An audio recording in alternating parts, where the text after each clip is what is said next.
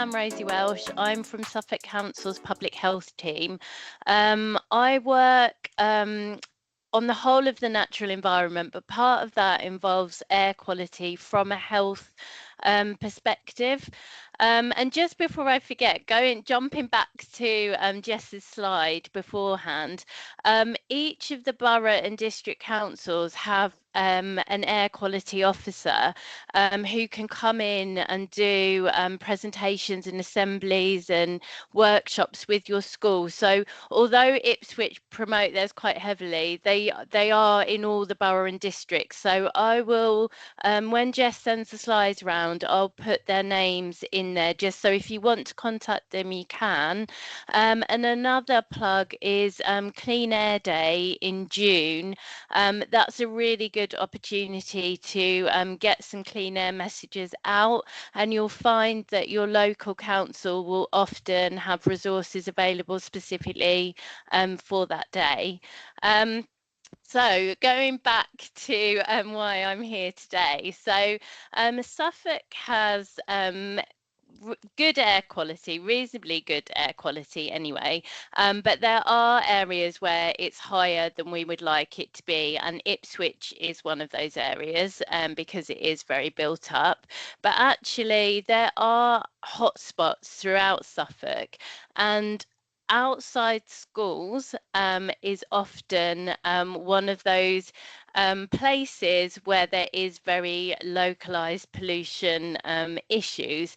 Because, and it might be that you're in a very rare school that doesn't have this problem, but in any school I've ever visited or dropped my kids to, there are parents that arrive a good 15 minutes early, sit outside, now they've nabbed the parking spot, and they'll have their engine running for the whole of that time. They'll have their radio on, their phone plugged in or whatever, and that puts all those unnecessary fumes into the air.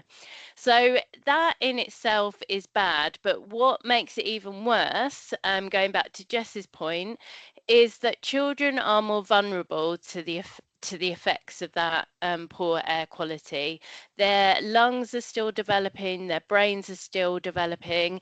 They take in far more breaths than adults do, so they're breathing in far more of it, and they're also closer to the exhaust pipe, so they're right near the kind of concentration of those fumes. Some health stats, they're not cheery ones, but they are worth sharing, is that children living in highly polluted areas are 4 times more likely to have reduced lung function in adulthood. Improving air quality for children has been shown to halt and reverse this effect. Additionally, a study in January 2024 found that hospital admissions among children were associated or significantly associated with exposure to higher levels of air pollution over a 2-week period. Only half of those admissions would have been needed if the pollution had been within legal limits. I think that makes sense, but basically it's an issue, and it's even more of an issue to children.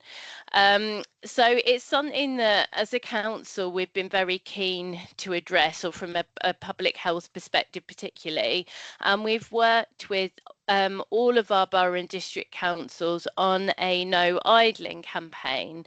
And what we have are a range of resources, and I'm going to attempt to share my screen and just show you one of them.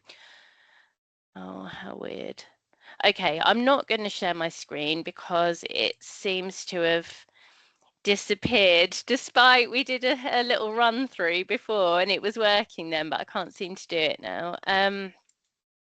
We have a range of resources that are free to schools, primary schools, secondary schools, higher education. All you would need to do if you want the resources for your school is to send me an email, and my details will get sent round after, and I can send them out to you. So what I have are outdoor weatherproof banners, which are really good for gate areas and car parks. I have some small A4 boards that can go up in car parks. I've got A3 and A4 posters for inside, like staff room areas, reception areas, postcards, which are really handy if you wanted to give them out to parents that are idling outside after school. And that does come with a bit of warning, and obviously schools know their parents.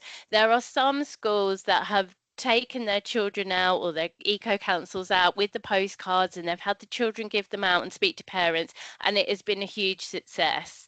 There's been schools in other areas where it's just opened a barrage of, of abuse, and everyone's gone home very upset. So knowing your parents, you may or may not decide that you want to do that. But yes, so postcards they've got a bit of information on the front, and then they've got myths and facts on the back. So it's very hard to argue with someone when they just give you a piece of information and leave you to it that's got all the facts on there that you could possibly need. We have car stickers. I'm trying to think what else we've got. Basically, a whole suite of resources. The other thing that we've got, but it's only a very limited number, but they are amazing for engagement with pupils and to get them excited about the air outside, is we have some little portable handheld monitors. And what we've done previously is we've loaned them out to a school, and they'll get the children out and about in the playground, car park, out on the street outside, monitoring the air. Now they're very simple. You get a red, amber, green light. So there's also a monitoring sheet that accompanies them. So a group would go out, they would record whether they get a red, amber, or a green, have a look and record if there's any cars that are sitting with their engines running, any other things that they can see or hear that might contribute. Then they put the resources up and then repeat the exercise again at a later date. So we've got those monitors available. They are out at the moment at Hadley, at a school in Hadley. So once I have them back, I've got them available to loan. But I think the good thing about the idling campaigns is it's one simple action that people can communicate in it, because it is quite easy. People do tend to take it on board.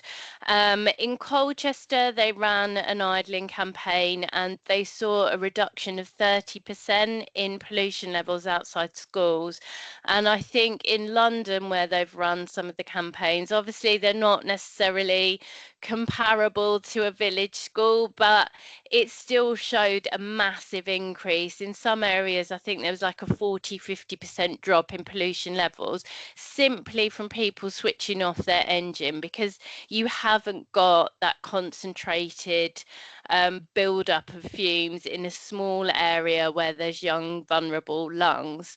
So that is all really that I wanted to get across in this meeting, is that it is a problem, but we have got resources and we would really love to get them out to schools. I think we've got about 16 or 17 schools at the moment in Suffolk that are using them, but obviously we'd love to have a bigger take up. So obviously I'm really keen on the benefits, but I've worked in other areas on idling campaigns and I've seen firsthand that they are effective. I think it is quite a simple action, and often I think research finds that people idle, they don't even realize they're doing it. They've just not got into that habit of switching off.